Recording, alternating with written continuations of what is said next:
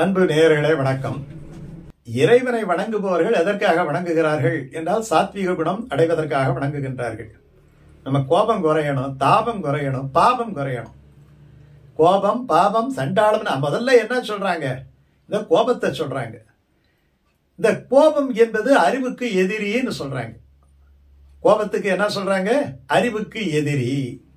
பழமொழி வரிசலா சொல்லிக்கிட்டே வர்றாங்க இல்லையா? சொல்லுகின்ற பொழுது அறம் செய்ய விரும்பு அப்படியெல்லாம் சொல்லும் பொழுது ஆறுவது சினம். நீங்க ஒரு நெருப்பு பாத்தீங்கன்னா நம்ம எல்லாம் செய்யக்கூடிய காரியம் தான். நெருப்பு எரிஞ்சுக்கிட்டே இருக்கும். உடனே என்ன பண்ணுவாங்க? அப்பதான் ஒரு கட்டையை கொண்டாந்து மேல போடுவான். பொச பொச பொச பொசன்னு எரியும். போகி பண்டிகை ஆட்டம் எரிக்கும். ஏற்கனவே ஆத்திரத்துல இருக்கக்கூடிய ஒருவனுக்கு சொல்லுகின்ற மொழிகள் என்ன மொழிகளாக இருக்க வேண்டும் என்று சொன்னால் ஆத்திரத்தை குறைக்கக்கூடிய மொழிகளாக இருக்க வேண்டும். அனுமன் ஆத்திரம் வருது. அந்த ராவணனை பார்த்த உடனே இவன் தானே தாயாரை தூக்கிட்டு வந்தான், சீதையை தூக்கிட்டு வந்தான். சீதையை தேடுறது அப்புறமா இருக்கட்டும், எமக்கு வரக்கூடிய ஆத்திரத்துல இப்பயே இவனை எழுப்பி இங்கேயே நசுக்க போட்டணும் அப்படின்னு நினைக்கிறான். அவனை நசுக்க முடியுமா நசுக்க முடியாதாங்கிறதெல்லாம் வேற. ஆத்திரம் நர நர நரன்னு பல்ல கடிக்கிறான். அவ்வளவு வேகம் வருது அவனுக்கு. ஆனா இந்த ஆத்திரம் என்கின்ற பெரிய நெருப்பை அறிவு என்றும் நீர் கொண்டு அணைத்தான் அப்படின்னு கம்பன் காட்டுகின்றான். உடனே கொஞ்சம் அறிவு வேலை செய்ய ஆரம்பிச்சிருது. நமக்கு என்னன்னா ஆத்திரம் போகும்போது அறிவு ஆஃப் ஆயிடும். அறிவு வேலை செஞ்சா ஆத்திரம் ஆஃப் ஆயிடும்.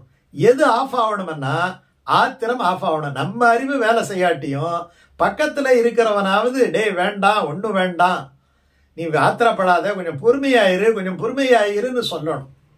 இதுதான் முக்கியம். நான் அவன் யோசனை பண்ணி பார்க்கறான், நம்ம எதுக்காக வந்தோம்? ராவணனை அடிச்சுட்டு சீதையை எடுத்துட்டு வான்னுட்டா நமக்கு ராமன் அனுப்புனா, போய் சீதையை பார்த்துட்டு வான்னுட்டு தான் அனுப்புனான் இல்லையா? இப்ப போய் இவங்கிட்ட சண்டை போட்டு இது கடைபரமாயி சீதை இருக்காளா இல்லையே எதுவுமே தெரியலையே, நம்ம வந்த காரியம் அதுவா இல்லையே. ஒரு கடத்தெருவுக்கு போய் ஒரு ஜாமான் வாங்கிட்டு வரணும்னா அங்க போயிட்டு கடத்தெருவுல போய் சண்டை போட்டு அது பெரிய பிரச்சனையா போய் எவ்வளவு கஷ்டம் பாருங்க.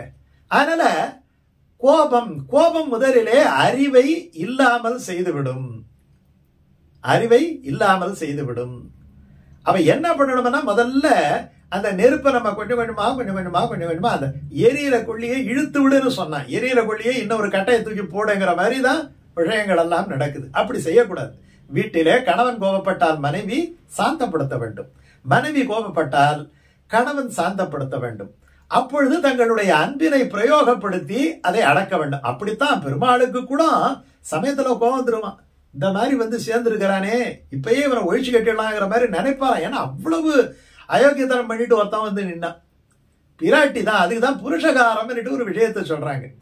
ஏன் கோச்சிக்கிறீங்க? என்னமோ உங்களை தேடி இப்பயாவது வந்திருக்கிறானே, என்னமோ அவன் அந்த தப்பு பண்ணிட்டான், விட்டுட்டு போங்களா. யார்தான்? அதாவது சீதை அனுமனுக்கு கடைசி நேரத்துல ஒரு கோபம் வருது. என்ன கோபம் வருதுன்னா, அவன் கிட்டக்க இருந்து பார்த்திருக்கிறான். இந்த அசோக வனத்துல சீதை ஒரு பெண் மாட்டிக்கொண்ட உடனே இந்த ராட்சசிகள் எல்லாம் சேர்ந்து கொண்டு கேட்கக்கூடாத கேள்விகளை செய்து சொல்லக்கூடாத வார்த்தைகளை சொல்லி அவளை பயமுறுத்தி அச்சப்படுத்தி அநாகரிகமாக நடந்து கொண்டு அவளை நிம்மதி இழக்க செய்து கண்ணீர் வடிக்க செய்து அத்தனை கஷ்டங்களை தர்றத பார்த்துட்டான். இப்ப ராமர் வெற்றி பெற்று விட்டார். இப்ப அசோகவனம் உள்ள நுழைகிறாரு. நுழைஞ்ச உடனே அவருக்கு இதெல்லாம் பார்த்த உடனே அவருக்கு பெரிய சங்கடமா வருது, கோபம் வருது. ஆனா இவரா போய் செய்ய முடியாது. ஆனா அந்த அளவுக்கு அவருக்கு அந்த நேரத்துல யோசனை பண்றாரு. சீதையினுடைய அனுமதி இல்லாமல் நம்மையா இருந்தா என்ன பண்ணுவோம்? இத்தனை நாள் இந்த ராட்சசிகள் படாத பாடுபடுத்துறாங்க, ஒண்ணு விடாத ஓங்கி ஒரு அடி இதோட இவங்க காலி ஆயிடணும், இவங்களுக்கு பெரிய தண்டனை தரணும் என்று எல்லாம் நினைப்போம் இல்லையா?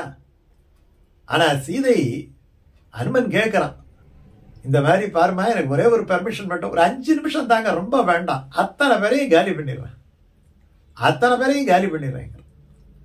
சீதை சொல்லுகிறா, அனுமனே, அறிவின் செல்வனே, உனக்கு இந்த ஆத்திரம் வரலாமா? அறிவின் செல்வனே, உனக்கு இந்த ஆத்திரம் வரலாமா? நீ அறிவு உள்ளவன் இல்லையா? அறிவு உள்ளவனுக்கு ஆத்திரம் வந்தாலும் அடக்கிக்கணும். ஆத்திரம் வரத்தான் செய்யும். ராமானுஜர் கூட பாத்தீங்கன்னா குரத்தாழ்வான் மீது ஆத்திரப்படுகிறார்.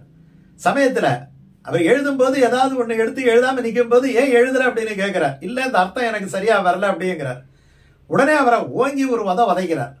அப்பயும் அவர் எழுதல. ஏன்னா அந்த கோபத்தை வாங்கிக்கிட்டார். கொஞ்ச நேரம் கழிச்சு ராமானுஜரை யோசனை பண்ணி பார்க்கிறார். யோசனை பண்ணி பார்த்த உடனே கூறத்தாழ்வானி நீ எழுதாது சரிதான், இப்ப எழுது, நீ சொன்னதுதான் சரி அப்படிங்கிறார். அப்போ அது ஆற விடணும். அதனால இவன் அறிவின் செல்வனே, நீ அறிவு மிகுந்தவன் இல்லையா, உனக்கு ஆத்திரம் வரலாமா, அது ஒரு அணிகலனாக நீ அணிந்து கொள்ளலாமா, அவன் என்ன பண்ணணும்ங்கிறான். அப்பதான் சொல்றா, இவங்க எல்லாம் தப்பு பண்ணவங்க விட்டுடலாமா, எத்தனை தப்பு பண்ணி இருக்கிறாங்க. இந்த தப்பு நம்ம என்ன நினைக்கிறோம், தப்பு பண்ணா தண்டனை தரணும்னு நினைக்கிறோம். நம்ம எத்தனை தப்பு பண்ணோம், எத்தனை தண்டனை நம்ம வாங்கணும்னு யாரும் லிஸ்ட் போட்டு பாக்குறது கிடையாது. விஷயமே இங்கதான் இருக்கு. அவன் பண்ண தப்பு விட கூடுதல் நம்ம பண்ணிருப்போம். ஆனா நம்ம தண்டனை கொடுக்கக்கூடிய இடத்துலயே அவன் வாங்கக்கூடிய இடத்துல இருந்தா விட்டு நசிக்கிறோம். இப்ப இவன் கேட்கிறான், ஒரு கேள்வி கேட்கிறான், தப்பு பண்ண இவங்களை தண்டிக்க வேண்டியது இல்லையா?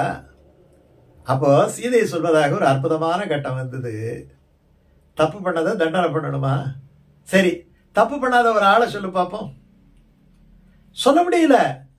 நீ தப்பு பண்ணலியா, ராமர் தப்பு பண்ணலியா, தசரதன் தப்பு பண்ணலியா, நான் தப்பு பண்ணலியா, பிராட்டியே சொல்றா நான் தப்பு பண்ணலியா, என்னமா அவன் ராஜா சொன்னான்ட்டு இவங்க என்ன, இவங்க என்கிட்ட என்ன ஒரு ஒரு ஒரு பெஞ்சன் வச்சு, அதாவது மனதுல ஒரு கபடம் வச்சு என்கிட்ட நடந்துகிட்டாங்க.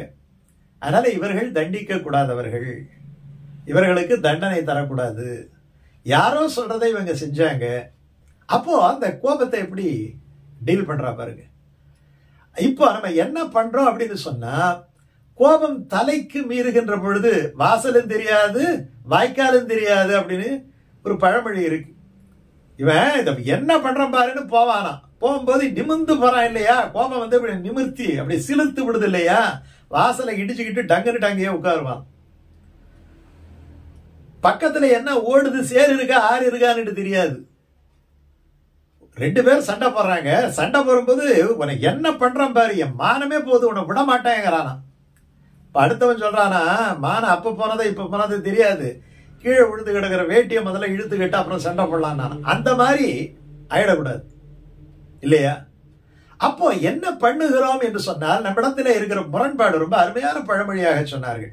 நம்ம என்ன பண்றோம், செல்லிடத்து காப்பான் சினங்காப்பான், அல்லிடத்து காக்கிலியன் காவாக்காலியன். ஒரு பெரிய அதிகாரி நம்மை விட வலிமை மிகுந்தவன் இடத்துல நம்ம எப்பயுமே கோபப்படுறது கிடையாது. ஏன்னா அந்த இடத்துல செல்லாது கோபம். ஆனா ஒரு சின்ன குழந்தை இருக்கு, இல்லாட்டி போனா நம்ம சொல்லுக்கு கட்டுக்கடங்கிய மனைவியோ மக்களோ இருக்கிறார்கள், அல்லது நமக்கு கீழே வேலை செய்யறவன் இருக்கிறான், நம்ம எவ்வளவு கோபப்படுறோம். ஏன்னா இந்த இந்த இடத்துல கோபம் செல்லும், அவன் நம்ம கிட்ட பயந்துகிட்டு இருக்கிறான். அப்பதான் நம்ம வீராப்பு காமிக்கிறது. நம்ம சொல்லுவோம் இல்லையா, எளிய மனிதனை ஏன் போட்டு சாத்துற, உன்னை விட பலசாலி கிட்ட போ, உன்னை விட பலசாலி கிட்ட போ.